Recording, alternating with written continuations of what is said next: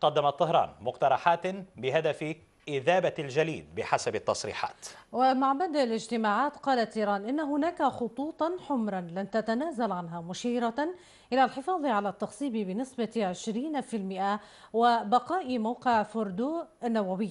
عمر هواش والتفاصيل.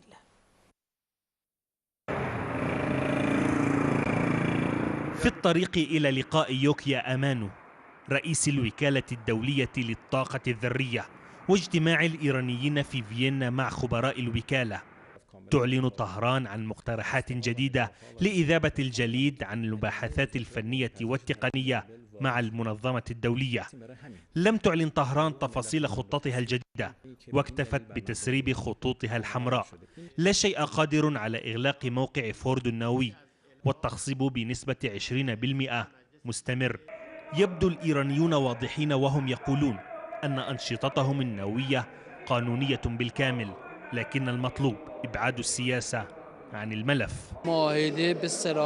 معاهدة حظر السلاح النووي تنص بصراحة على أن الدول الموقعة عليها من حقها استخدام الطاقة النووية للأغراض السلمية، ونحن في هذا الشأن ملتزمون قانونيا وفنيا، لكن المشكلة تكمن في عملية تسييس الملف.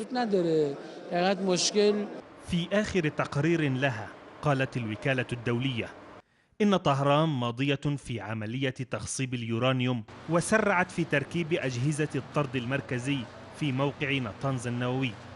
يصر الإيرانيون على سلمية برنامجهم النووي ويقولون إنه لأغراض بحثية وطبية. إن تخصيب اليورانيوم بنسبة 20% هو لأغراض طبية. كانت إيران ترغب في شرائه، لكن بسبب الضغوط الأمريكية والأوروبية لم تتمكن من ذلك، فاضطرت لإنتاجه لعلاج نحو 800 ألف مريض يحتاجون إلى العلاج بالطب النووي. اجتماع طهران والوكالة يسبق اجتماعا آخر مع السداسية على مستوى الخبراء نهاية الأسبوع، واجتماعا آخر في جنيف الشهر المقبل. قد يكون ازدحام اللقاءات في العواصم الدولية بوابة إلى حل ما لمعادلة النووي الإيراني.